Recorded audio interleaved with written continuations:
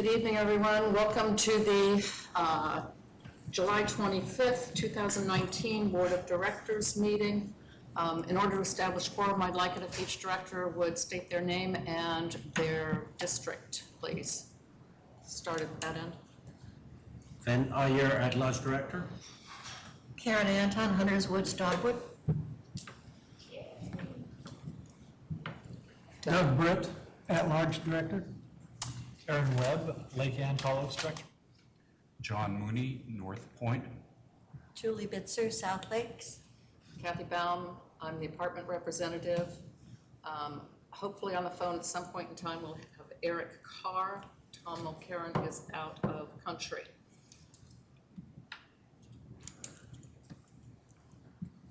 We need to have a motion to approve tonight's agenda. So move. Actually, I'd like to make a change to tonight's agenda.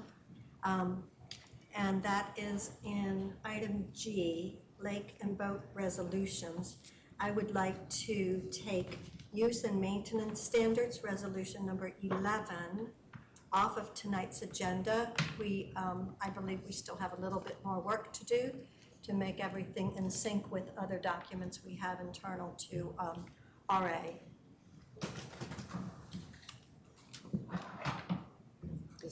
Whose motion? I second the amendment. Okay, all in favor? Aye. Aye. Any noes? Any abstentions? Motion carries.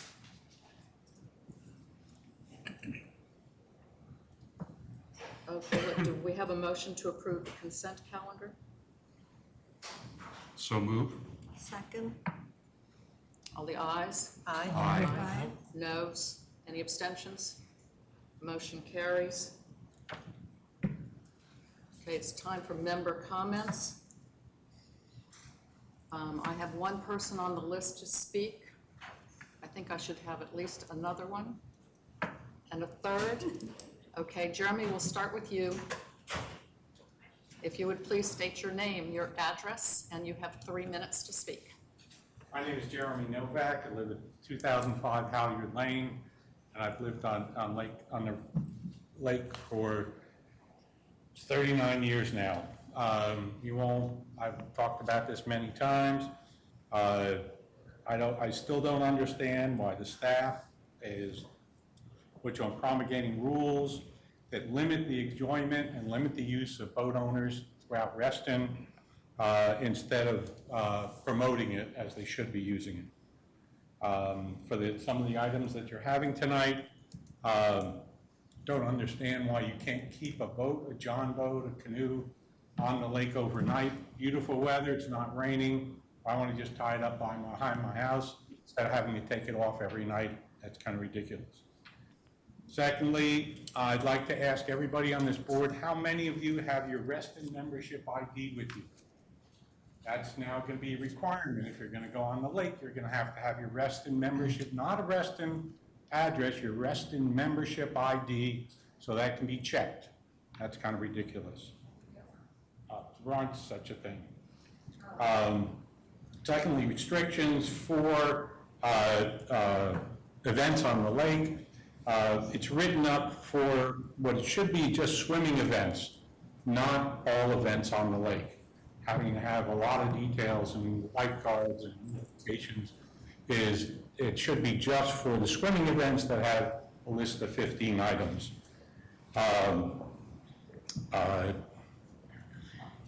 Rules that say you have to be the boat owner, the registered boat owner, to be able to use your lake prevents my children, my grandchildren, my father, my neighbors who want to use one of my boats to go out and use it. So having all my family and other things out there that they are not the registered owner of the boat, and that shouldn't be done that way. The guidelines for decks and dock boats do not allow for adequate maintenance. It just basically says, no, you can't maintain them. You can't put sealer on there. You can't do anything else except replace it when it gets deteriorated. They need to be maintained every 2 years, and you're not allowed to do that. Third, on the size of the boats, the U.S. Coast Guard Marine Safety Center federal government, Washington, has, through the attorney, has determined that the Reston's interpretation of the measurements for measuring the boats for rub rails and things are not consistent with the Coast Guard regulations. I know that we don't have the Coast Guard come out here, but the regulations are not, and we did talk to the Coast Guard Marine Safety Center. And again, none of the 650 members who live on the lake were notified of the meeting tonight.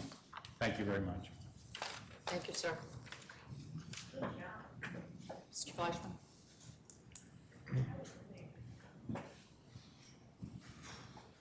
Good evening. My name is Erwin Flashman. I live at 1327 Buttermilk Lane, and I am here in my capacity as Vice Chair of the Environmental Advisory Committee. And while it is not specifically in our work plan, we have general language in our work plan, which I believe covers what I want to inform you that we will be moving forward on, and that is, it has come to our attention recently that the Sunrise Valley Wetlands Park is in somewhat of a condition of disrepair, in the sense that it was established as a wetlands and it is, has suffered some degrading. And so we will be taking a look at it to see what alternatives there may be to bring it up to a standard that is acceptable and to maintain it in a good condition. And so we're letting you know that that's something we'll be embarking upon. Terrific. Thank you so much. Ma'am, I don't know your name. Oh, I'm on the list. It's typed on there, Madam President, so the very first. Oh, I'm sorry. Phyllis Clark. Yes, hi. Hi. Yeah. Okay. Please say your name and your address. My name is Phyllis Clark, and I live at 2601 Soapstone Drive in Reston. And I would like to speak on, I don't know if I'll have enough time, but I will try to do this really fast, so bear with me if I talk fast. My topics are the detrimental impact of convenience fees and current registration program registration process on Reston seniors, the use of the PDF format on all Reston ROA forms rather, and the need to simplify and update the design of the web track to make it more user-friendly. And I wanted to go into the area of the convenience fee burden quickly.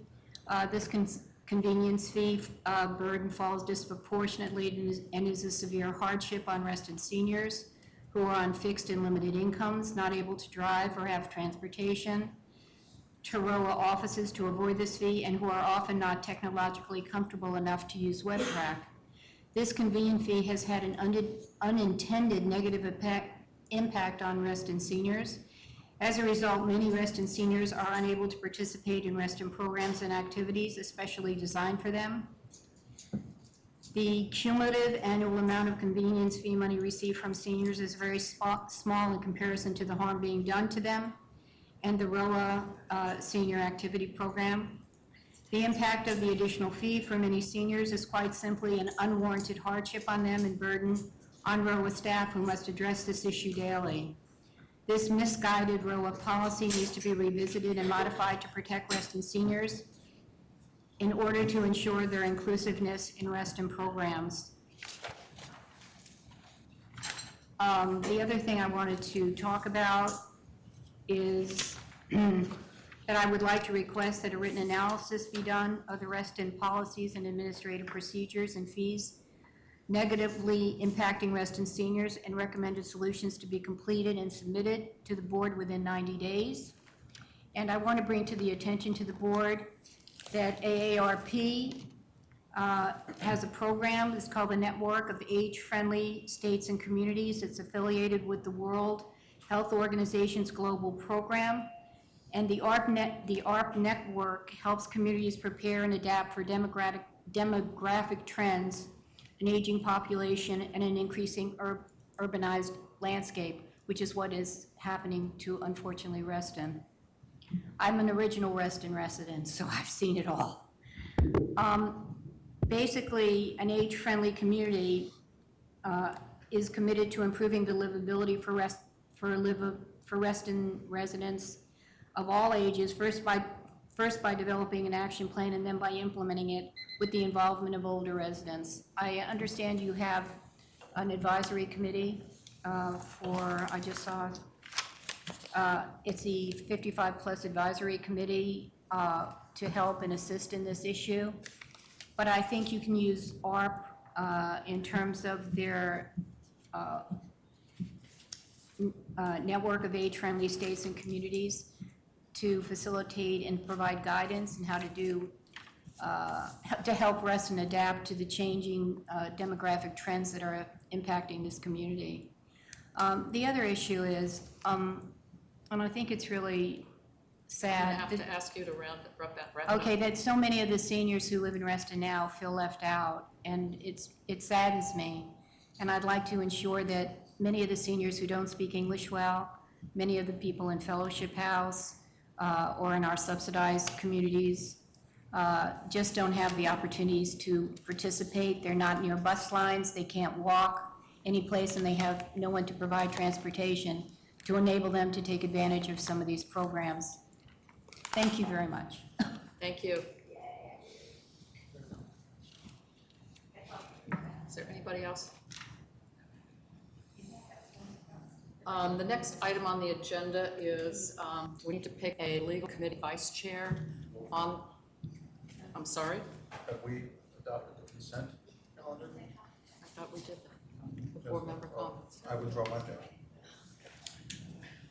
So on the legal committee right now is me as president and chair, Aaron, Eric, and Karen.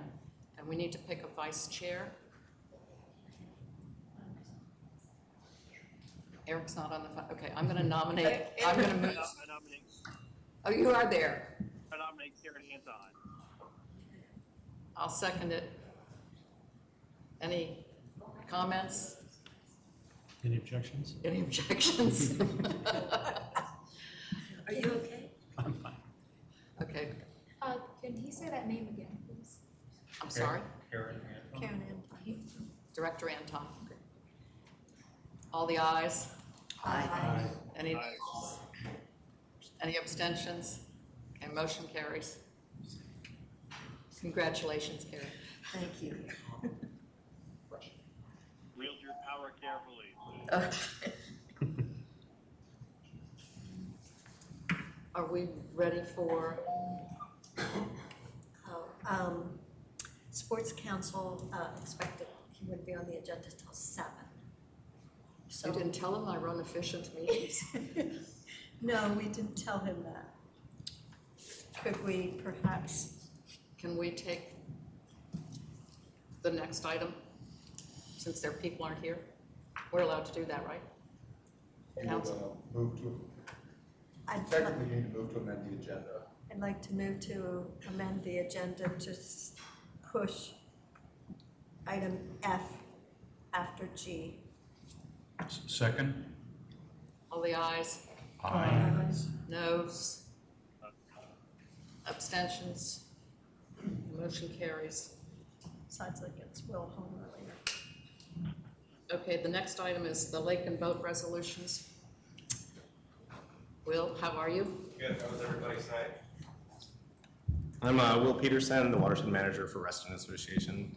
I presented the resolutions, specifically Resolution 2, Lake Use and Access, and Resolution 9, Abandoned Boats, as well as the boat one that was taken off of the agenda at the BOC earlier this month. I just wanted to reiterate the changes that were made in an overall, but if there's any questions about any specific changes, I'd be more than happy to delve into those. When you're looking at the documents, I have the different areas highlighted based on where the recommendations came from. So all the green recommendations are from the working group. All the turquoise are from Reston Association staff, and then there's also some legal counsel edits as well. The edits are based on the information that we worked on throughout the working group over the course of the last year. And not only are they language edits, but also just formatting and those kind of edits as well. The abandoned boat one, there was only one edit in that one. It said newspaper as our form of communication, and it's just updated to social media. That was the only change in that one. The majority of the changes that you would be looking at tonight are in the resolution to lake use and access. Pending any questions. Yes. I have a question, Will. So Jeremy brought up a number of issues. So he talked about keeping portable boats, allowing portable boats to be kept on the lake, the Reston membership requirement, only regulating swimming events rather than all events, rules that only boat owners can use the boats, the differential between Coast Guard regs and on measurement and hours. Do you feel that those points have been adequately addressed in the present draft revision? I do. During the working group, all of those same subjects were discussed at length within the entire working group, and the working group as a whole made their vote in favor of how it was written in the. So these were points explicitly taken up by the working group? Yes. Thank you. The membership ID thing? The membership ID thing, if you, I'm not sure what page it is in the. It's page 50, and it says proof of Reston Association membership may be requested by RA staff. And that one, so on the right side, if you look at the simple markup, it has my explanation. And it says the working group recommended, so this was one of the RA staff edits, and we had started editing these drafts before the working group. And the reason that RA staff wanted to leave this language in, even though the working group didn't want it, was because our facility monitors go around, or we have a lot of people coming from outside the community that bring boats into our lake. And if they don't have a general access permit or a permanent mooring permit on their boat, we ask if they are a Reston Association member. We don't force them to give us ID. We don't, whether it's driver's license or membership ID, we just ask for their, hey, are you a Reston resident? We just want to remind you that these are private lakes. And that's why we wanted to leave that type of language in the resolution. So in practice, proof means a declaration of membership. Yes. Is that correct? Yes. I didn't think we had membership cards, so No. we don't I have mean, whether membership it's, IDs. oh yeah, I live on Soapstone Drive, and And you say you don't have a permit, yeah, here's how you get a permit. correct. And a lot of times if it's me, I'll have my work phone with me and I'll forward them a permit or the information on how to obtain it, specifically for like canoes and kayaks. And then Brian Murphy, our facility monitor, that's out on the lakes, at least at the boat ramps or access points in the evenings and on the weekends, he actually carries some of the general access permits with them. And if the individual is so inclined to fill out that permit information right then and there, he gives them a permit that they can slap on the boat. We just want to be able to have that ability to make sure that our resources are made foremost available to our members since they are private lakes. Julie? Hand carry boats can't be left in the water overnight. I believe that most people just pull their hand carry boats right up onto their dock or their property.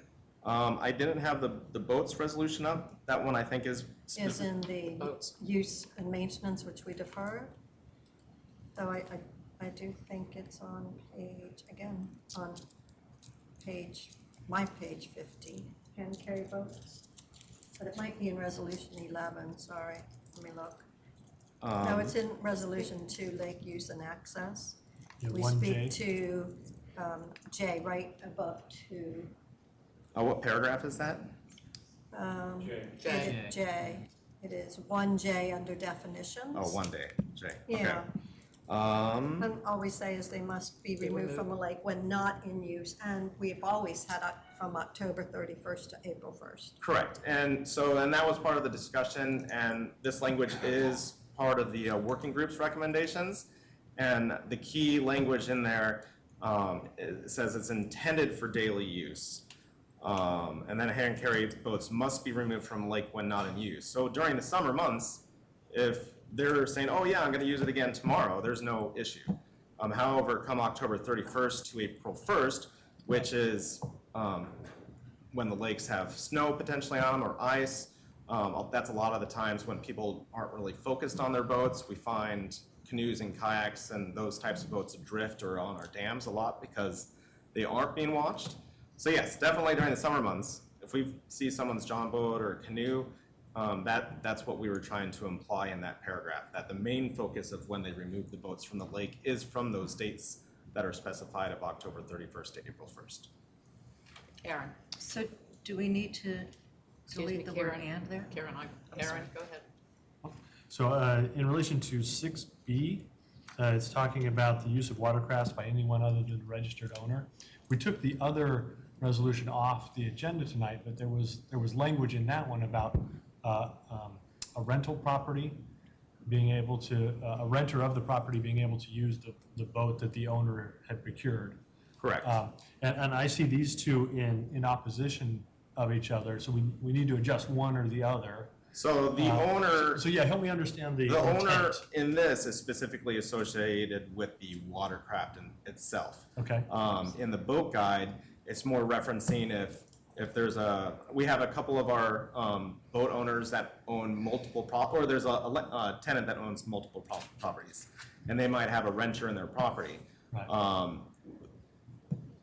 The renter, if the owner would be the owner of the boat, and the renter would have to have some type of agreement to be able to rent the boat, since they're renting, or not rent the boat, but use the boat under the owner's permission. So I guess, yeah, I see that conflict there. Yeah. But in those situations, we do have an additional request from those parties to have an agreement or some type of document saying, hey, I am the owner of the boat, but I do provide consent to have him use, since he is the renter of the property. Okay, so what was the intent of 6B then? What are we trying to? So we've had a couple of issues where some of the people that own boats have been renting them out through Craigslist or VRBO, and so it was trying to limit those types of rentals, and that's also why we put the language in above. Okay. We just want to make sure. I mean, I've never stopped someone on the lake and said, "Hey, are you guys the owner of the boat?" I mean, it's more so just to make sure for liability purposes if someone's out operating a boat. Or we also have kids from different schools in the area that like to joyride on boats as well. Jessica, can you move the page up? So, I mean, whether if it's Thank you. when That someone helps me registers a understand boat the on intent. WebTrack, they only can add, through the WebTrack system, they can only add one person's name. Okay, But it's implied that the owner would be that particular family, the household. the household. Karen, do you have something? Did you have something? No, I just wondered if we needed clarification on that, when boats are not in use, hand-carry boats are not in use. Because it does now imply any time, and Where are you October looking? 31st, April 1st. Can you tell me where you're looking? I'm Paragraph looking 1, back item J. at 1J. Go to 1J. Yeah, the hand-carried boats.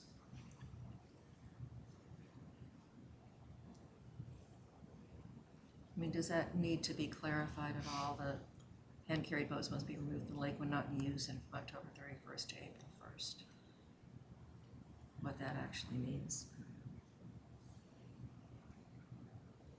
I'm sorry. You don't want to hamstring enforcement, because sure, you can overlook one night, but what happens when one night turns into 2 and 2 turns into 5? You want to provide, the association as the owner of the lake can set any rules that it really wants. So you want to provide a great deal of flexibility to Will and his staff so that they do have the discretion to overlook Mr. Novak's situation where it's a lovely night, you want to leave your John boat out. Okay, great. Well, you also might want to leave it out when there's a hurricane coming or something else where it could become a problem. So you want to give Will that flexibility.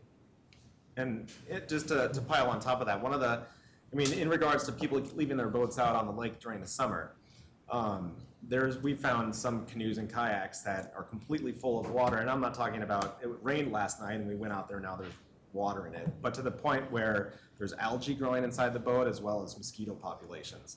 And so if it's not in use, there are signs that would depict evidence on. So I'm gonna be that really would support tacky that. here. How does that affect the boats that RA docks at Lake Ann? There are probably 15 kayaks that are, Oh, Tied up. the rental fleet? yeah, We go out there, my staff goes out there multiple times throughout the week Okay. and drains them and maintains them. Okay. Because even though rentals are only Thursday night through Sunday, the camps use them every day. Okay. And so we stay on top of those boats to make sure that they're usable. okay, thanks. Any other comments? Questions? Aaron, where were you referencing? 6B Right, was the first one. The other one is down in the other document that we aren't looking Yeah. at today. I know, that's where I wanted to look. Oh, okay. I would have to scroll through, and that would take me 10 minutes or so to It's on find. page 52. What you were talking about? Well, Not the second one piece of document. it. There's a second Yeah. piece in the other But he document said that we, that seems like it contradicts it. right, Well, the other one's off the agenda, so. Can we ask our attorney whether you're concerned about the inconsistency that Aaron thinks might be in the document? Unfortunately, I am.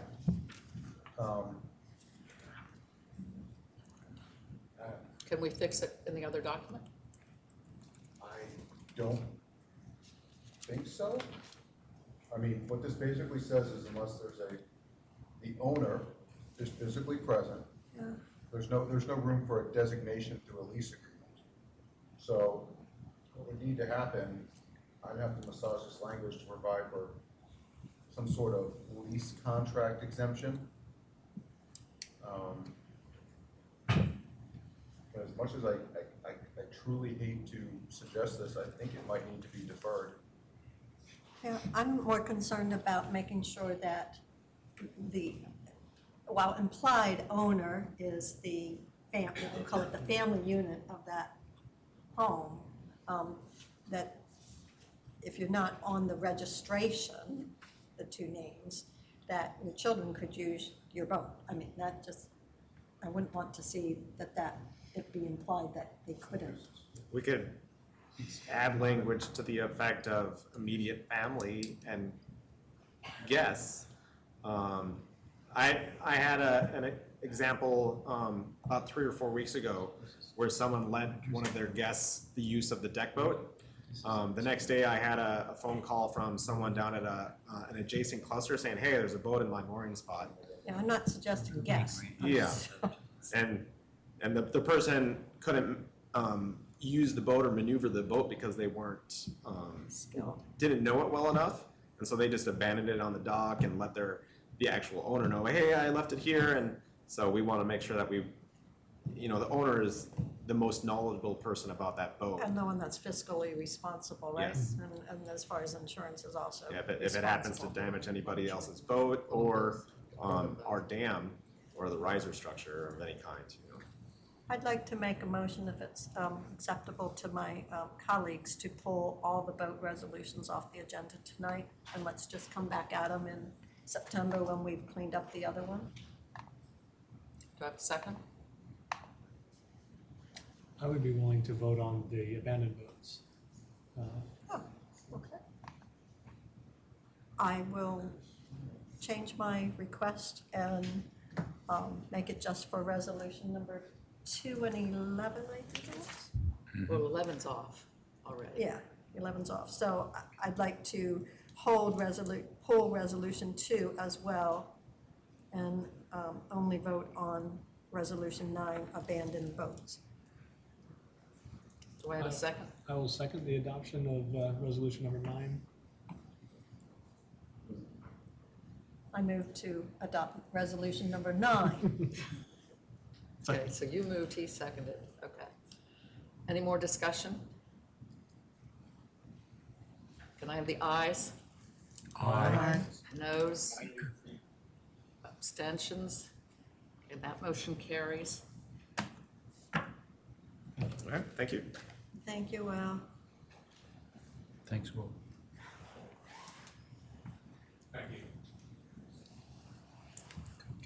Thanks, Will. Okay, we are back to item F, the PrAC Work Plan and Sports Council update. If y'all would like to step to the podium, tell us who you are. Well, I'm going to introduce them, if that's all right. I'm going to speak on behalf of John Pinkman, who is the current chair of PrAC. Tonight, he actually is, he had to attend a conflict that was unforeseen with the Fairfax County Federation of Community Associations tonight. So what I'd like to bring your attention to, my fellow board members, is the 2018-2019 work plan, item number 4, which is in your Dropbox, which was to establish a sports council. And PrAC, over the last couple of years, has reached out to our communities, sports organizations and leagues for their input in performing their duties. And we found that Reston, our community, didn't really have one voice in speaking with Fairfax County, unlike some other communities like Chantilly. And the establishment of the Sports Council in February 2019, we consider a PrAC success. And I'm going to turn it over to Laura. Thank you. Good evening. Good evening. How are you? Smiling faces? I'll go quick. So some of you may remember, but for those who are not aware, I just want to give you a little bit of history for context. So in 2016 and 17, the Parks and Rec Advisory Committee held 2 facility user group meetings, and those were primarily attended by Reston Association, organizations of youth and adult sports groups. And the purpose was really to discuss RA and their use of the facilities. It was attended by youth and adult swimming groups, tennis, soccer, baseball, lake users, and more. The outcomes included small items related to RA, facility scheduling, porta potty use, and general communication. And then one larger initiative, an outcome, was the idea of a sports council. And former director Jeff Thomas and Julie helped to move this piece forward with this group. The group discussed challenges that were not only limited to just one individual sports group, but also that something that impacted all of them, and thought collectively they may be able to tackle some of these issues together. So some of those items include speaking with one voice on current and future needs to Fairfax County Park Authority, Reston Association, and then other organizations that they work with. Increased coordination for use of RA facilities, potential bulk purchasing, shared national training opportunities, lessons learned, industry standards, and staying informed on future Fairfax County Recreation Center discussions in the Hunter Mill District.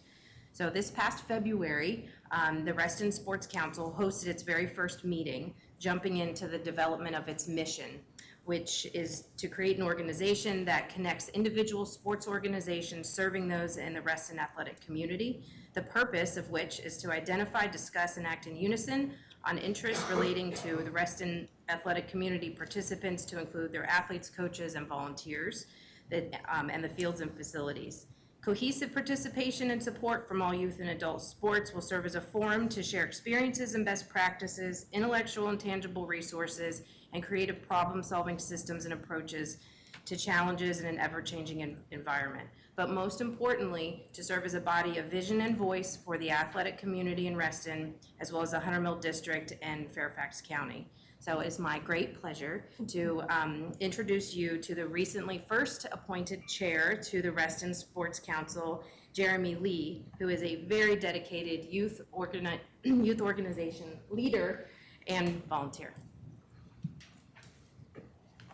Good evening, everyone. Good evening. Very happy to be here.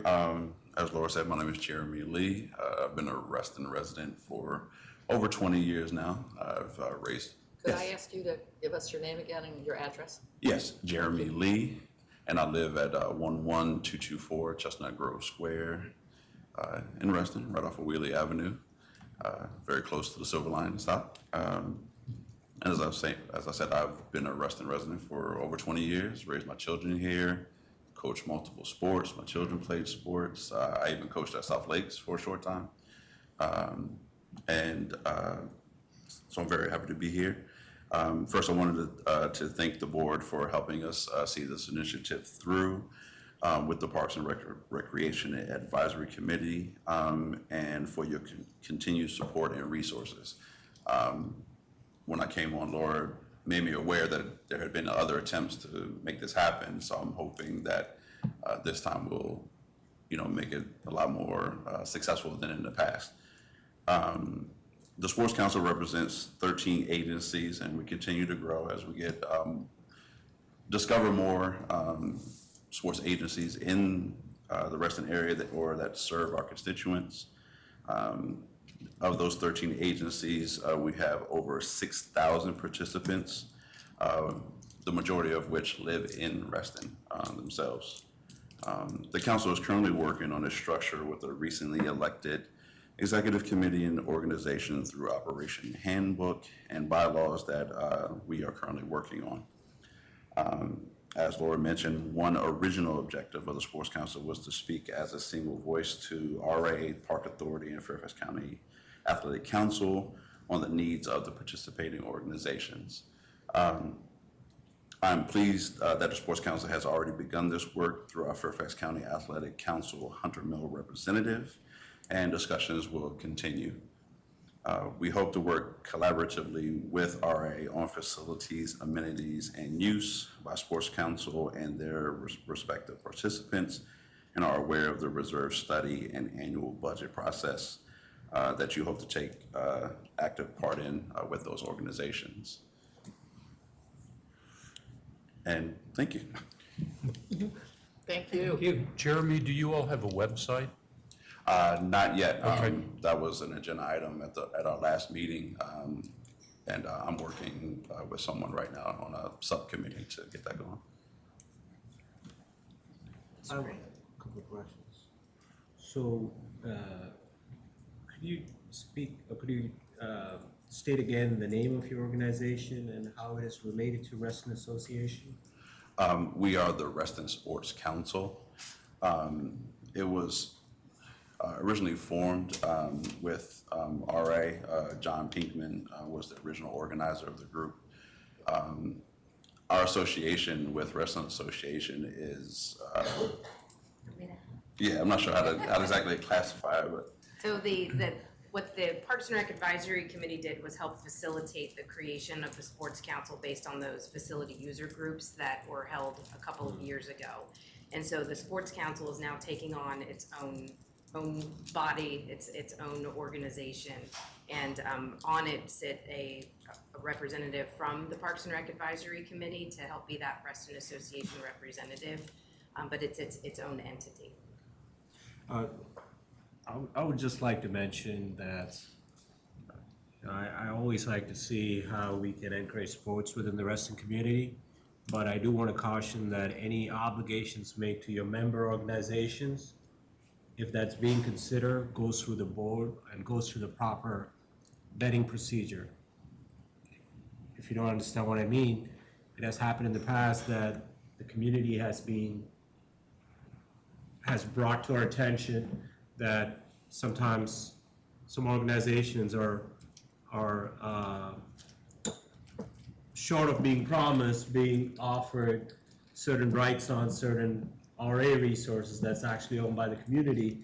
We want to make sure that that does not knowingly or unknowingly happen, and it goes through the board. Because we don't have a process around how that is vetted and how that is obligated to these organizations.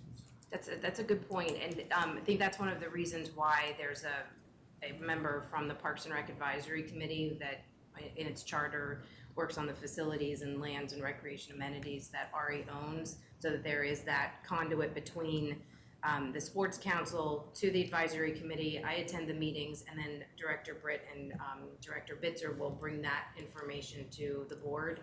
I would really look at this Sports Council as a resource for you all.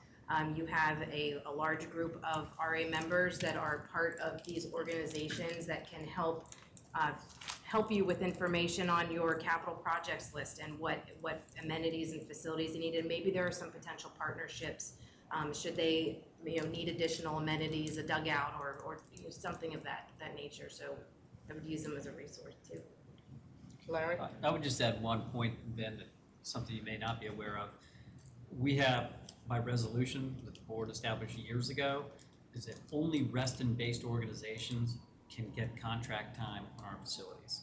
So, currently, with Jeremy's group, it's organizations that are Reston-based, and they're the only ones that we can allow to use our fields by contract.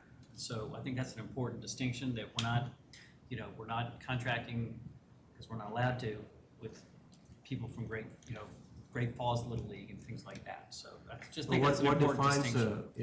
I would say, we can talk about that, but, I would just caution as to what defines an organization as a Reston organization, because I could be in Great Falls where really there are no such resources like we have over here, and incorporate it with the Reston address. That's not make it a Reston organization. Yeah, an example is, Reston Baseball, which is now Reston Herndon Youth Baseball, because the critical mass, but the vast majority of those players are still from Reston. But it was founded in Reston. The vast majority of the players are from Reston, as an example. And correct me if I'm wrong, Larry, and Laura, isn't there a proportionate, I'll call it surcharge, when they look at their membership list for those children that are outside, or those participants who are outside of the Reston proper? So there is That is some correct. recognition of those who are residents and paying RA members. Well, let me spell out my concern, is that this has happened in the recent past, in the last couple of years, that there was such an organization that was offered one of our resources that the community objected to, where somewhere in the proposal, I'm not saying it would have passed, but it was being considered that in order for encouraging a certain sport here within Reston, that they would be given something substantial like 90% of rights of usage on the field, as well as RA would pay for maintenance of that field for the next 20 years. Now, what happens is, it is good, but often these organizations are charging $200, $300, $400 a year for membership into these organizations, and then before you know, it's not really an RA resource that's allowed to be used by the membership. It's RA resource that's used by a select few for the majority of the time. We don't want that to happen, is what I'm saying. Right. I would also say that part of what we found useful in creating and asking for the Sports Council to come together as their own entity was so that they could also address some of their own conflicts in field usage and access, and to let all sports have a voice and not have one sport dominate the conversation. So I think that really came from the PrAC initiative and having the focus groups and the working groups and talking about how can we get better data, better input from our users and not just from those with the loudest voice. Yeah, all those are good points, and good job on doing all that great things. We really need that. So just keep a couple of things in mind so we don't rile up the community, and for good reason, but. Yes. I completely understand. If I may point out one other sensitivity that I would see is that, and I applaud this because I think it's good for the various sports interests to talk, even argue friendly among each other, what priorities Reston Association should adopt. However, I think we need to recognize also that RA facilities are also used by non-organized sports. So there is another dialogue that needs to happen. I think the board is especially responsible for making sure that dialogue happens. But In other words, we need to be sensitive to that other dimension also. Of course. I mean, we realize that there are still some organizations that were invited to be a part of the council that we just haven't been able to connect with yet. It is my hope that we are able to connect with any and all sports organizations that use RA facilities or provide that service to Reston residents. I was even thinking of things like pickup games and stuff like Oh, that. of course. So the free, wonderfully disorganized athletic Right. use. Yes. Karen? Are your meetings open to anyone, and how frequently are they held? The meetings are held once a month. They are open to anyone that would like to attend. And they're held in RA's They are facility. usually right here. On the Yes. RA calendar? Any other questions? Thank you. Thank you very much. Thank you. So I'd like to finish out this section. Thanks, Laura and Jeremy, and much success for our memberships and their chosen sports. Now, we have in our package the 2019-2020 work plan. And I want to state that the work of the Lakes, Boats, Docks Working Group brought even further to light for us that we should explore and capitalize on an RA asset that no other local organization has, and that is lakes, our lakes. And it was the recommendation of the working group and the PrAC representative to that group that PrAC look at taking up the charge to help evaluate, explore, and recommend. And you see that on item number 1 in the proposed work plan. Item number 4, you'll see continues our support of the established sports council. Item number 3 represents an acknowledgement of the interest in racket sports, while item 2 seeks to recognize that recreation means more than the traditional sports leagues and should address interest of all ages and capabilities. We wanted to make 2 amendments to this work plan that we didn't get into the BOC.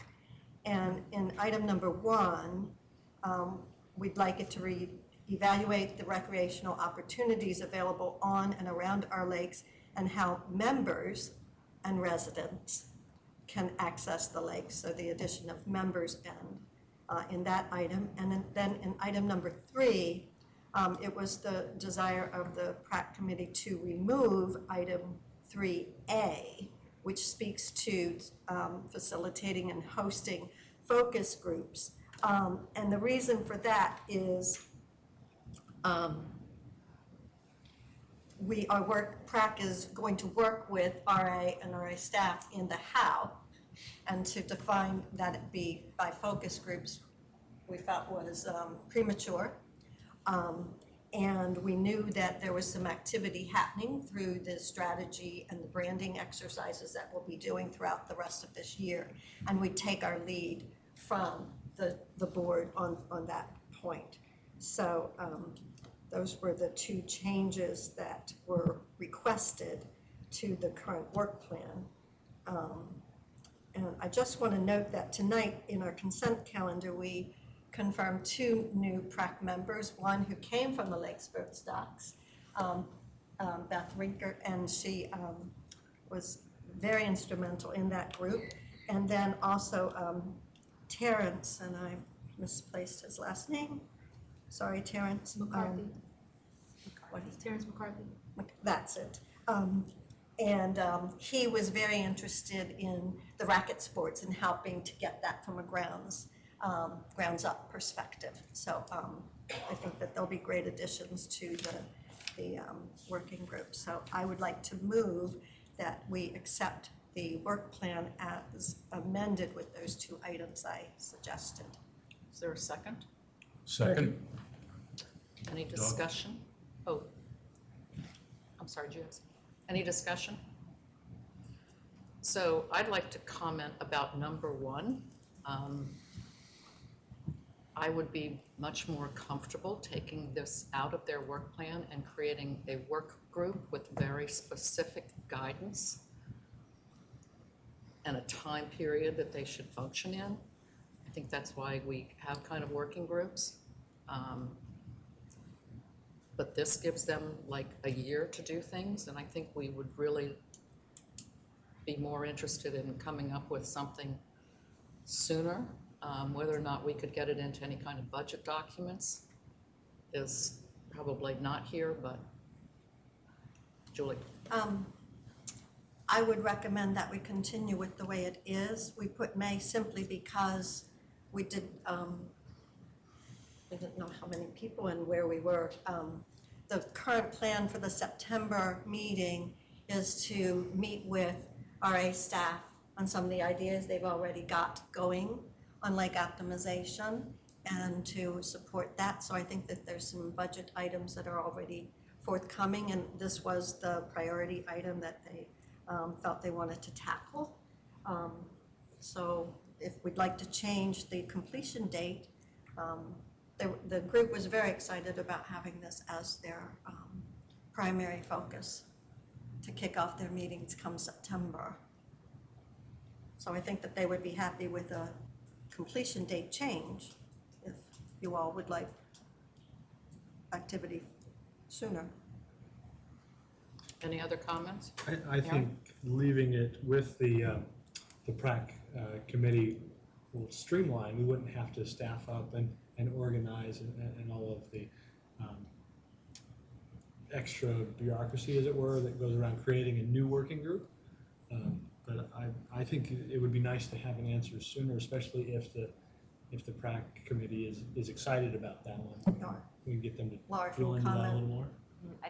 What was also discussed was having an opportunity to, knowing that there is a budget deadline, so any items that would be considered should happen no later than the end of September before the November final decision on the budget, but then continuing any items that were not ready for prime time yet to be moved for later on. That was discussed.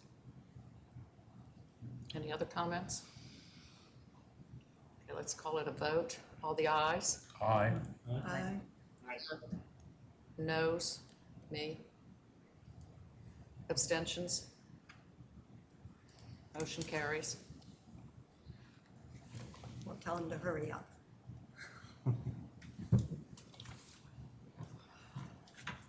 Okay, let's see, we're back on track. Budget overview. Hank, you're on. Well, we're gonna have Tom we're gonna tag team this. So Tom's gonna do the first part, and then I will follow up with some of the non-assessment components. Just wanted to give an overview of our status of where we are with the draft one of the 2020, 2021 operating and capital budget. Next page. So on May 25th, I gave a spreadsheet to the each SLT member and cost department personnel, which had the 2010 through 2018 historical costs, and then also included the 2019 budget. From there, we entered in the information to start draft one of the budget, but the remaining 4 items are open and still in consideration. I need guidance from either Hank or the board. So Hank's going to give a presentation tonight on the non-assessment revenue initiatives. Also are the member suggestions, which the document was attached that we summarized. So that will come up next. The lease negotiation savings, what we're going to do with the tenant improvements, how that will be applied. And last, for the operating budget, is personnel considerations. On the next page, under the capital projects, there's the Hook Road and Lake Thoreau pool projects that at some point Chris will get into, but and then as you know, the reserve study, and then a 3% return on investment. I did a 5-year historical analysis of our investments, and I know in our fiscal committee they had recommended 3%, but I would recommend being a little more conservative with 2.5. That's where the analysis for the previous 5 years landed. If you take out the unrealized gain, unrealized loss. But these are all items that we kind of need to hammer out before we can get the draft one, which should be coming forward, and I'll let Hank talk further about that. Is this in our board package? No. This isn't in our board package. No. Okay. We met with the fiscal committee a week or so ago, and at that point in time, the fiscal committee agreed that we should be shooting for a draft in September, not pushing so hard for August.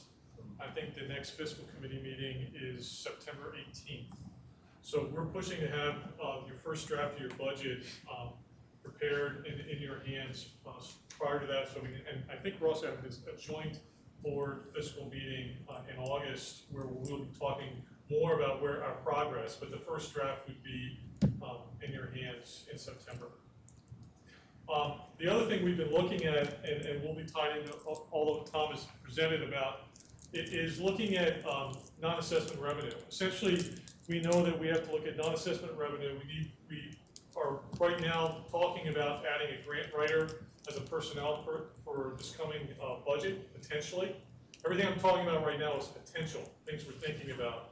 So if you start to think about where we get our revenue from, it's primarily through assessments. So we're looking at non-assessment revenue and other avenues for generating revenue, which could indeed include grants. We're going to be looking at expanding any of our programs that are doing well and eliminating those that aren't doing well. And there's some of those that aren't, as well as looking into sponsorships. But just to give you guys a flavor of some of the things we're talking about doing, if you look at the slides here, I have met with all the staff and gone around and spoken to folks in central services, I've spoken with communications, covenants, Parks and Rec, and just said, look, what are some of your ideas? And we're going to start from small ideas to big ideas. This is actually an interesting idea. This came from central services. I'm showing you an aerial shot of central services, and unbeknownst to me, we have a Herndon Festival every year, and they are vying for parking spaces. What was suggested by one of the central services folks is, let's rent our parking spaces. And they believe if we done the calculations with a shuttle service, it could possibly generate $2,000.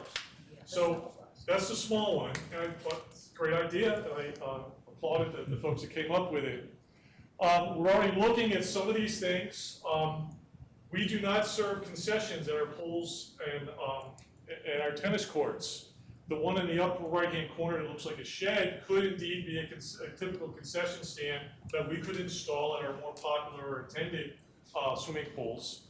The ones at the bottom are the ones I get jazzed about, which would be a mobile Airstream type concession that could be used to take around to those pools and venues that aren't as popular, and also a good way to promote Reston Association at other community events that are taking place. And we could sell basic things out of it.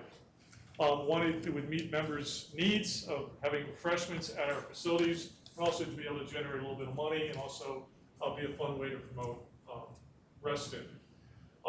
We're also, as already been said, we believe we own the lakes, and as you look, one of the other things I think you also have to factor in, I've shared this with you guys before, we really are looking at competitors.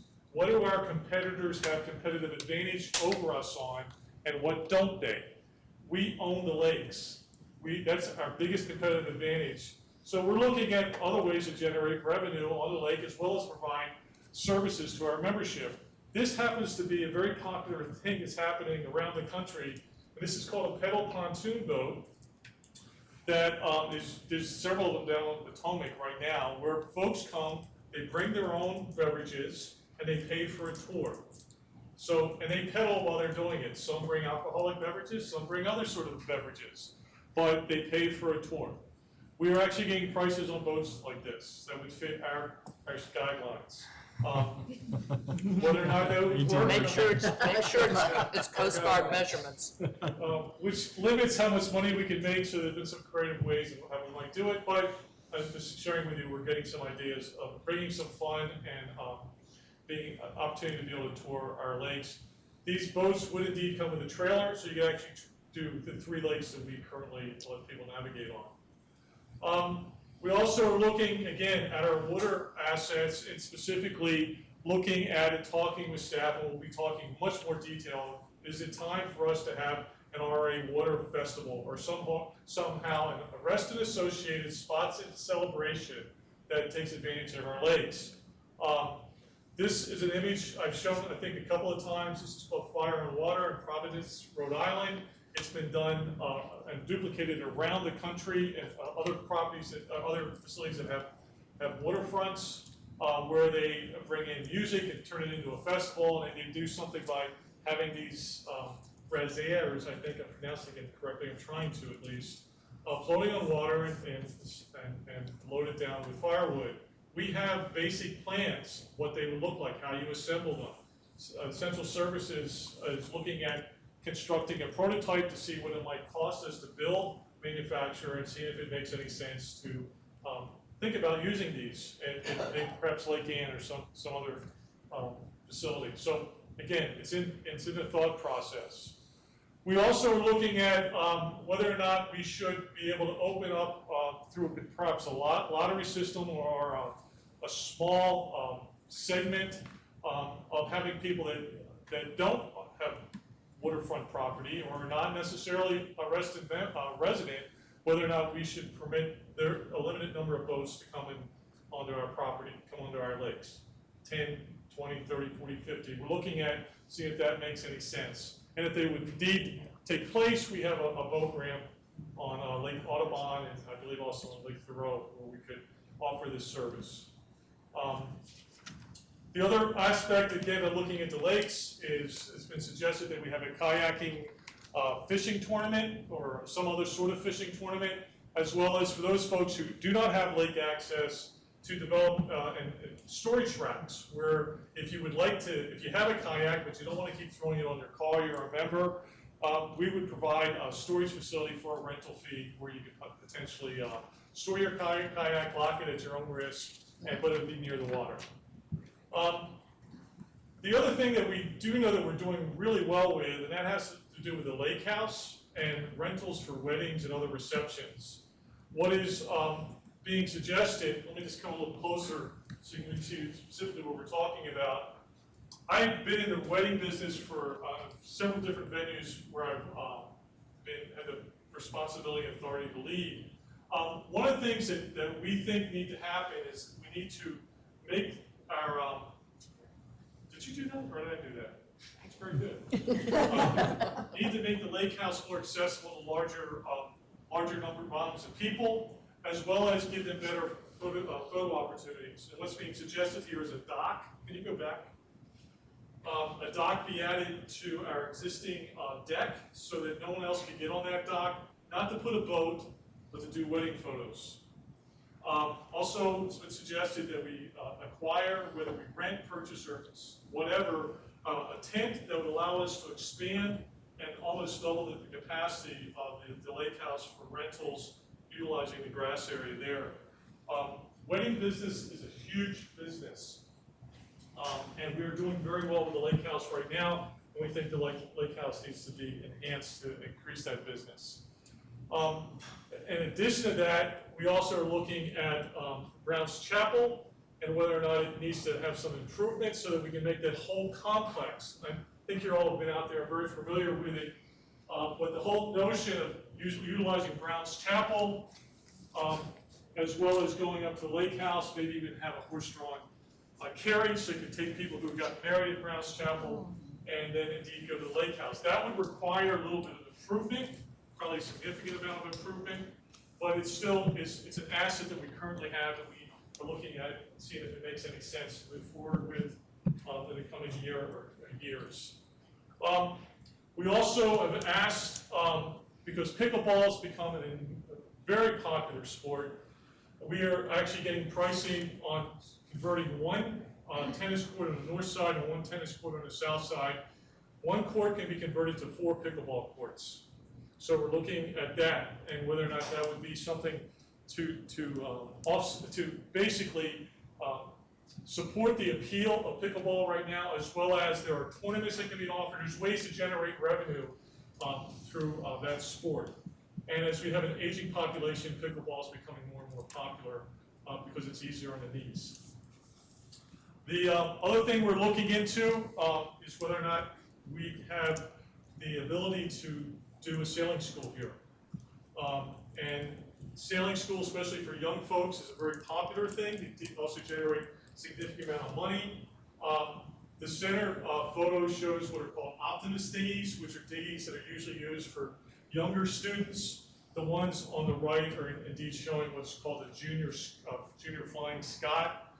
Flying Scots were made popular up on Deep Creek Lake, and very popular sailboat. But the juniors are a little bit smaller, and they're for teenagers and actually adults. Again, generating revenue, supporting our members, as well as you can do racing. People like to do racing, they pay to do that. So we're looking at that as an option. When we heard about what was going on in Hunter's Woods, and we looked at that facility, and I've circled that this is where the young man unfortunately was shot. And I think we all know that this community needs some help. We started thinking about, well, is there festivals? And several of us have experience with theater in the gardens. Whether or not we could come up with a portable stage and come up with a portable or an expanded concert or theater program that we start taking around Reston, and including taking it into that field where the young man unfortunately was murdered. So there's examples of portable stages that can be brought, purchased and assembled, and a program put together. So we're looking at that. The other one that's kind of an interesting asset, which again may or may not fly, we have 55 miles of trails. Many people don't know all these trails are, especially one of our members came in earlier and talked about elderly folks. These are electric Seniors. trams that can be paired together. They are narrow enough that they can ride on our trails. We could be off, and this one actually has handicap accessibility. They can either be separate or they can be paired as a train. There's an opportunity to potentially use this as a service as well as a way to generate tours, dollars for tours. Again, 55 miles of trails. I've just been learning, I'm new, as you guys know. I've been exploring many of the trails in my neighborhood, and as an outsider coming in, they are an incredible asset. Many of these trails are absolutely exquisite. So we're looking at taking advantage of that. And finally, looking into the future, obviously this would be for 2020, but we do believe, and a lot of the feedback we have gotten is suggesting that we need to provide year-round recreational service. And this is just an example of putting a dome over tennis courts, a swimming pool, or whatever. We need to have year-round service. I know was a study done several years ago about putting some sort of structure over some of our existing tennis courts. We believe that needs to be resurrected and explored. And it actually comes out as a lot of the feedback we've already received. So this is where we're going. We will have, as we get into September, we will narrow this down to things that we think are viable and what the costs are, what might be some of the startup costs, and what would be legitimate business plans for the ones we think are worth moving forward with. So you can see with the items that are open, those 4 items, and then the reserve study. The draft one wouldn't have been ready for prime time tonight or last fiscal meeting. So as we explore these items, hopefully we'll be in advance of that meeting so that everybody can look it over and vet it.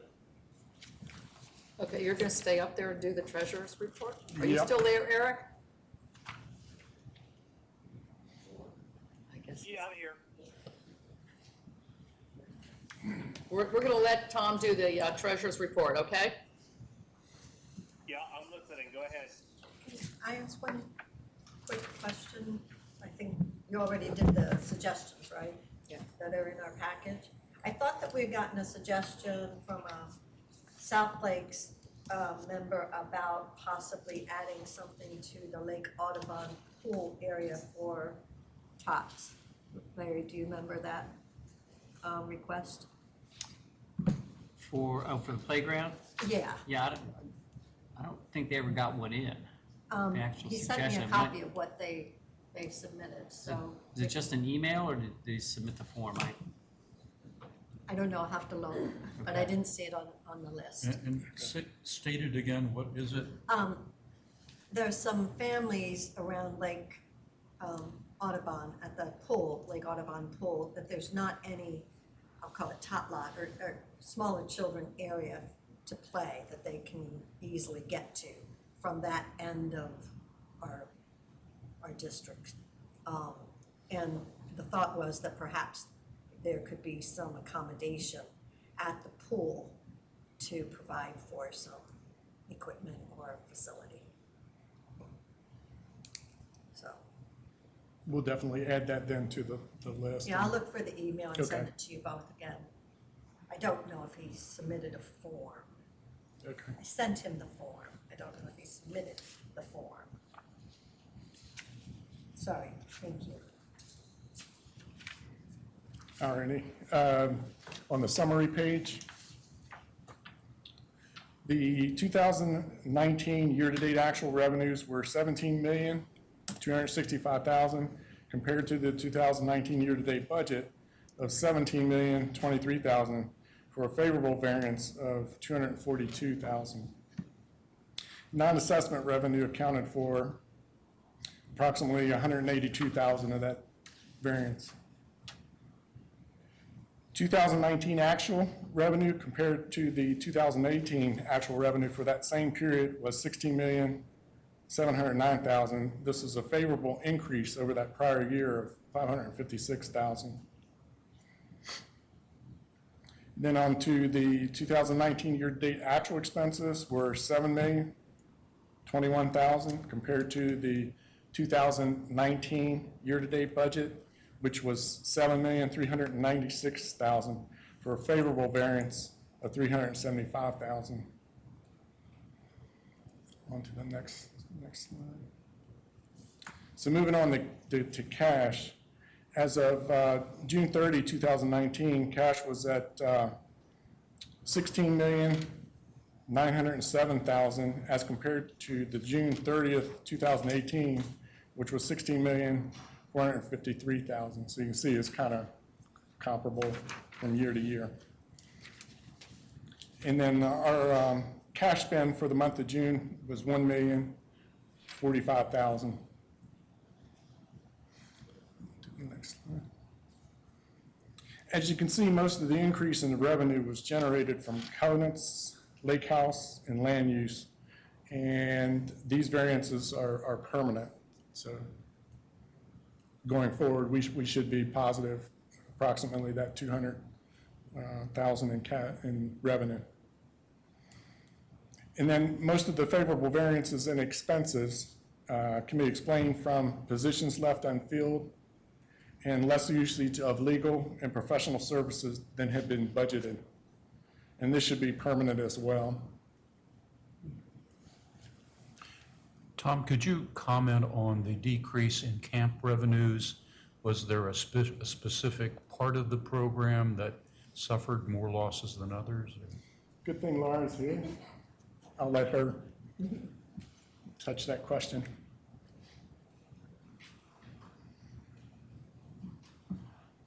So it's primarily with our general day camp area. We have been asked through our surveys to move from our participants to move towards more specialized camps. So we've done that this year and we'll continue to do that next year. For example, tennis camp is new. That was successful through registration this year. We've added additional sessions based on our enrollment. So on an annual basis, we take a look, and Hank mentioned too, that we will take a look at those camps that we're currently offering and make some decisions on what we should keep and what we should toss. Thanks, Laura. So if you look over to the right, on the majority of the explanation, I kind of had that on their day camp was down year-to-date. He kind of reiterates what Laura had just said about the day count. Any explanation for the garden plot? It's a big drop in use. I can look into that for you and get back to you. I usually look for the pretty big explanations. All right. Are there any other questions on the financial? And then one note I just wanted to bring up, we just finalized our insurance with Creech and Core Assurance, and our general liability insurance will increase significantly. For the next 12 months, it's going to be about $10,000 a month over budget for the remainder of this year, just to point that out.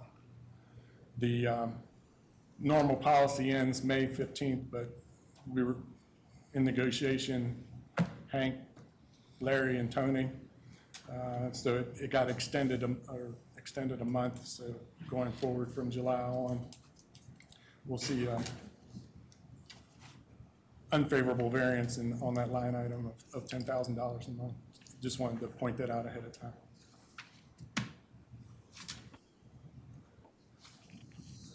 Thanks, Tom. Anybody have any questions? Ben?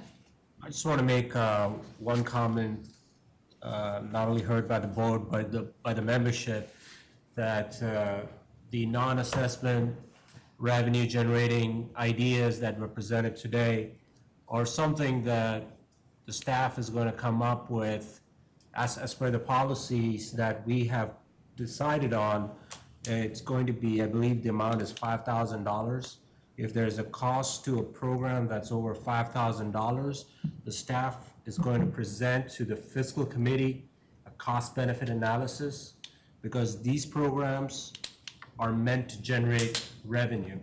They're not to be in any way end up as a liability or as the community will benefit by it as a byproduct of us coming up with these non-assessment revenue generating techniques, but really it's meant to generate the revenue, which is what we're going to keep in focus. So it's going to be vetted out by the fiscal committee, and then it's going to come to the board depending on the amount. We can take a look at the policy, but just wanted to make sure that the membership hears about that, so that there are no parallels between this and any previous endeavors that that RA has probably undertaken that might have not brought in revenue and rather end up being a liability.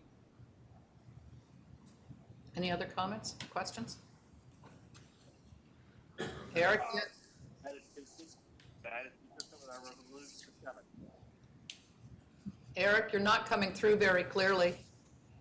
I said that is consistent with our resolution 7. I assume we will continue to follow resolution 7. Right. Any other comments? Thank you, Tom. And I'll get back to you on the garden plot variance. And will we get a copy of this PowerPoint presentation? Can you put it in the Dropbox? Of my PowerPoint? Yes. At this point in time, since all those are speculative, I would suggest not. I don't, if you need it, I can certainly do it if you'd ask me to, but these are all ideas we're considering at this point. They're not, nothing is finalized. Just a tease? Excuse me? It's just a tease, a little preview? I think what they do is they point out that there's a lot of opportunities here that we can evaluate and think about. But as Van rightly pointed out, we have to run this past the fiscal committee and make sure that these are indeed sound and make business, it's a smart business decision to move forward with. I know the concession and the food at the pools and stuff, that's something that Prac for the last couple of years, Lauren and I've talked about how that might be done, so. I can assure you that when we present the budget and when you start to see all this flushed out, you will see everything that we plan on doing will be put in a business plan format, and then it won't just be speculative. Yep. But if you want to see the pictures, I'll gladly share them with you. They kind of, especially the Airstream, it's my favorite. Yeah, the fiscal like that one as well. The fiscal committee was broadly supportive of all of these. And also pushing our first draft budget right over the head. What was the last statement? Pushing the first draft. Fiscal was also supportive of pushing the budget to the right a little bit. Okay, great. Setting that first draft time frame. Terrific. Thank you.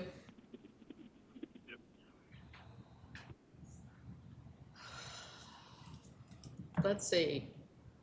Reserve study. Chris.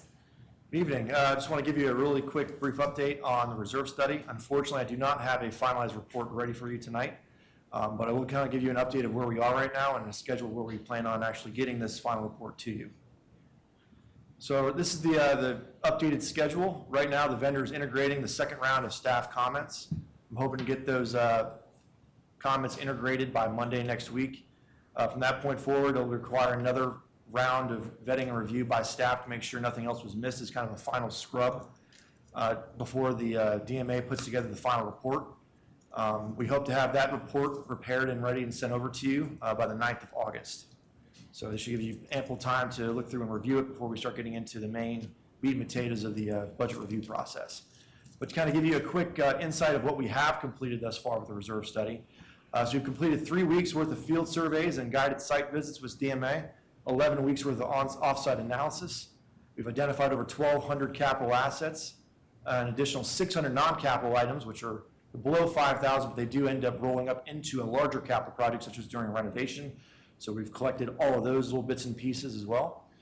We have a photo database of over 4,000 images, assemblage of 2 rounds of comments from 20 staff members from 16 different departments, and we've integrated about 75% of those comments thus far. Some of those comments are not just simple, just one-offs. They're actually multi-integrated. They affect multiple sites and multiple facilities. So they require a lot of very detailed scrubbing to ensure that everything ends up working up correctly. They range from adjustments to in-service schedule, replacement cycle, costs and all that. So we have to go through and kind of vet each one. So it's 1,200 line items, as well as checking all 600 subcomponents to make sure everything is lining up exactly as it should. So that's where we are right now, and if you have any questions, I'm happy to take them. So are you satisfied with the company you're working with? We are definitely getting our money's worth. Considering the amount of effort, I think the originally plan was going to be about 2 weeks of field survey and probably 5 to 6 weeks worth of offsite, and you can see we're getting far more than that. But they are very dedicated to make sure we get a product we're happy with, obviously, so they can try to become a reoccurring vendor of ours. So yes, I've been very pleased with the amount of detail. Has been phenomenal. So we will be seeing this, getting this in time for the joint meeting, fiscal board meeting in August? Yes, if we get it in August 9th, I'm pretty confident, about 80, 90% confident we'll have it ready before then. Great. Terrific. Thank you.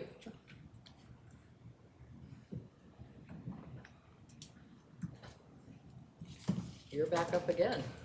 Yeah, I have another slideshow to share with you, just a little bit. I'll go through this quickly. There we go. Can we bring up as a presentation? There we go. Many of these slides I shared with you guys several months ago when we started to talk about this process, and that we were going to really be focused on customers, and that's what this first slide is basically indicating. And I'm going to spend a little bit of time on this with you. I also said there were 5 key questions as we go into formulating our strategy that we need to focus on. What are our broad aspirations? What are the board's broad aspirations for RA, and concrete goals against which we can measure our progress? Across the potential field available to us, where will we choose to play and not play? Meaning, what businesses are we going to be in, not be in? What programs are working? What programs aren't working? In our chosen place to play, how will we choose to win against our competitors? And what capabilities are necessary to build and maintain in order to win in our chosen manner? And what management systems are necessary to operate, build, and maintain the key capabilities? We're still working on this process. I mean, that's the process we're ultimately following. Where we are to date, I put this schedule together for you again when we first met and talked about this, and the timeline in which we are following. The first order of business, one was to make sure the governance committee was on board and leads this process and facilitates, and I keep them informed, which is what I have been doing. Step one was to look at the mission, vision, and core value statement, and a new piece which was called organization's aspirations. This all was indeed discussed, and I'll show you some of the results from that with the governance committee. The second step is to basically do a SWOT analysis, work with the board, and come up with positioning ourselves so we can go into what is essentially the major part of putting the strategy together, which is first and foremost setting what are our goals, what is it we hope to accomplish, what are the short-term objectives that relate to these goals, what are key indicators to measure our success, and what are the strategies in order to get to these objectives. This is the part where we are right now. So let me just go on, and we, as the governance committee, looked at our core values, our vision, and our mission. There were minor adjustments to this. I'm not showing you a completed document right now, so I'm not going to show you a red line. That'll happen when we get the whole strategy together. But there's some minor adjustments. The other thing that we had never done before as an organization is create aspirations. Staff, senior team worked on it, as well as the governance committee. The governance committee took a lot of the information and narrowed it down to 7 what are now draft aspirations that would be part of our strategic plan as we move forward. So that's all been completed. We had a joint session of board officers and the senior leadership team to look at the information that the entire board had the opportunity to address with the various questionnaires that were forwarded to you. There was 21 questions asked about the board experience. Both the board and the staff, senior team answered these questions. There was some divergence in viewpoints, and they were discussed a little bit at our meeting last Thursday on the 18th.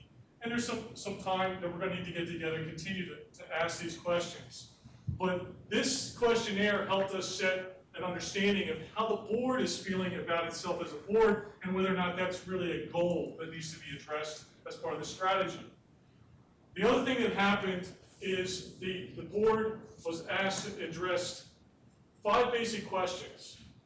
Who should Reston Association primarily serve going forward? What specific and distinctive values or benefits should RA's customers or members receive? And what can our Reston Association become known for being the best in the world? And what ultimate outcomes is RA after through striving to be the best in the world? And what unique new offerings can RA provide that no other competitor is currently not already providing? You all came up with many answers, and I have a list of them, but let me just kind of do this very succinctly. Who should RA, Reston Association, primarily serve? Its members, which are defined as homeowners and renters. There's a lot of other things that went in there, and that'll be included, but that's the concise answer to that question that you all collectively came up with. What specific and distinctive value or benefit should ROA's customers receive from us? What's the value proposition? Succinctly, a well-run organization in tune with its members' needs. There's a lot more information that's in there, but this is the succinct version of it. What can Reston Association become known for being the best in the world? Continue to be the national and perhaps the international leader in fashioning a better form of living. Concisely phrased. Why should we do that? Reston serves as an example of how to make the world a better place. Again, these are aspirations. These aren't necessarily what we're currently doing, but they are indeed aspirations. And what unique new offerings can RA provide that no other competitor is currently not already providing? Make more of our amenities year-round assets. There was a lot of other cool ideas, but that's, to be very concise, that answered those questions. So we've gotten some basic goal information about how the board is functioning and what you might want to do with that, and overall goals of what we want to do as an organization.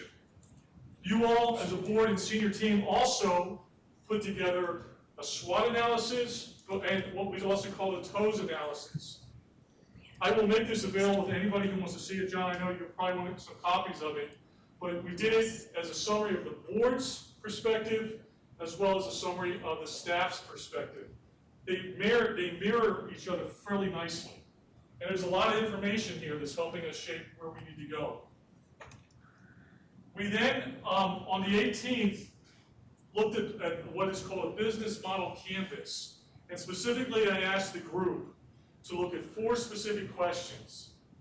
What's the value proposition that we are bringing as an organization to our membership? What are the key activities that are related to the value proposition? Who are our customers, and what's our customer segmentation? We had a whiteboard, it's still in Covenants right now, which had all these categories, and then we all wrote down what we thought was significant, and then we voted, with a red being the number 1 priority, a blue dot being the number 2 priority or focus, and a yellow dot being the 3rd focus. So you can see we got that information, and we basically have been able to look at, can I go back one more? There we go. From a value proposition, we were able to concisely draw this into specific statements, and they had priority votes.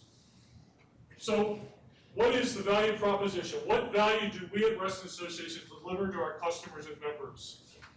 The number 1 vote was Reston Association will preserve and increase homeowner property value. One of the reasons, that's the value proposition, why we exist.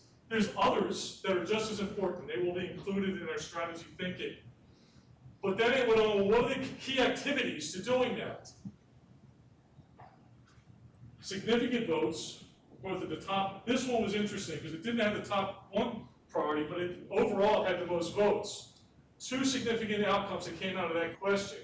Enforce all governance documents, specifically with respect to enforcing covenants and design review. That's going to keep property value up. But number 2 was also interesting because it has the most number of total votes, which was Reston Association must align amenities and programs to members' needs by thoughtfully reducing some existing underutilized or outdated facilities and expand our amenities with new state-of-the-art facilities. Pretty exciting stuff, if you ask me. It's really, and it's good, again, it's really good information. We also then, what are our customer relationships? And the top votes came out with Reston Association needs to, this was very interesting, needs to acquire or develop a phone app to better communicate with providing services to our customers, both for receiving and sending information. Basically, our technology is being acknowledged as we're we need a lot of improvement there. And then customer segments. Who was our primary segments? There were 2 of them. Members who are homeowners and property owners, all members, homeowners and renters. This is our audience. When you start to forget about that, then you have mission creep. We start to move in areas that aren't providing the value proposition to the folks that are important to us, that hire us. So, putting this all together as a canvas, a business model canvas, I can fill out a lot of it. There's still some more information we have to fill in when it comes to cost structure and some of the revenue streams, but this will be part of our strategic plan, and it's actually leading to how we're developing the final components of it, which are these. We're going to be, over the next 3 to 4 weeks, focusing on the overall goals. What are those specific objectives, which are the SMART objectives, which are, they're specific, measurable, actionable, realistic, and time-bound. What are the key indicators to measure these success, and what are the strategies necessary to achieve these objectives? Because we've already got a lot of the start on the goals. And then the tactics and the metrics. This is the business plan that comes into place. So we are on time. We're on schedule. We will have, I think I have until September 10th or 12th to get this all pulled together, and that's where we are. Answer any questions if you like. And the one thing I encouraged the group the other day, and I fixed the spelling error, was my favorite quote is, as we move forward, need to have a vision, we need to remain kind, and we need to not take counsel over our fears. there's a lot of opportunities that we have here at Reston Association, a lot of wonderful things we can do, as long as we don't scare ourselves out of doing them. Anybody have questions or comments? Will you be sending? Good presentation. Will you be sending that presentation to us? You would like it? Yes. Put it in Sure. Dropbox. I can put that in Absolutely. Dropbox. Yeah, that'd be great. Anybody have comments or questions? I'm excited.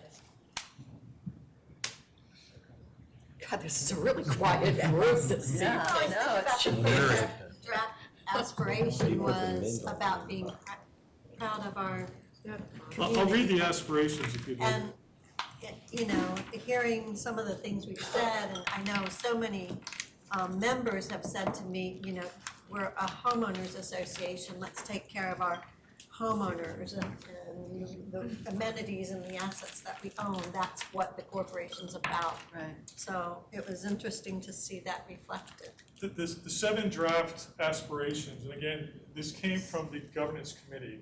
And I was really proud to work with them, because I think there's about 14 we gave the governance committee, and they worked really hard to kind of narrow it down. The first one was, the community has pride in Reston Association.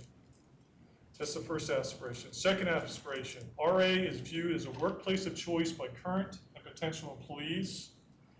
Third aspiration, RA has a clear, strong, and compelling external community presence. Fourth aspiration, RA is at the forefront of innovation as a community service organization. RA is a trusted source of information for the entire community. RA offers year-round facilities, programs, and services that enrich the lives of our members. And number 7, RA's revenue streams are balanced and diverse. Healthy. It's a well-run organization if we reach that. So. And again, I will make sure that this presentation, Jessica, is put in a Dropbox so you all can have it. Thank you. Okay, if there are no Thanks, Hank. Great. No comments or questions, we're going to, I'll entertain a motion to go into executive session. So moved? Second. All the ayes? Aye. Noes? Abstentions? Motion passes. Turn off your microphones, please.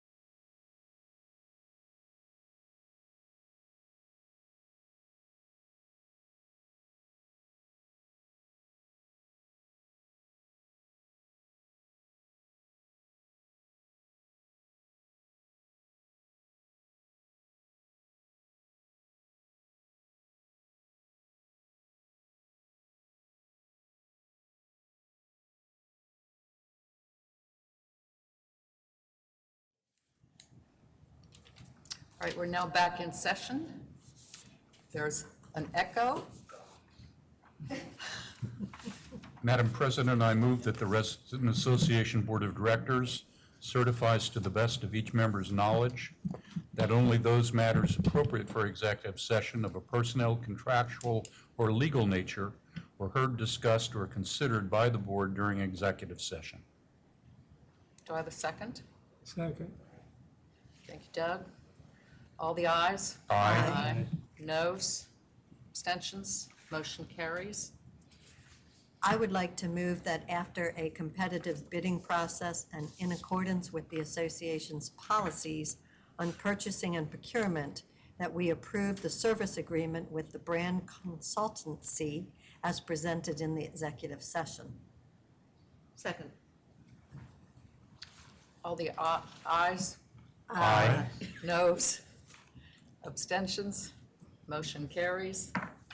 I move to adjourn. Second. Ayes. Aye. Guess Eric wasn't with us still. Motion carries. Thank you. Wednesday. Oh, really? Yeah.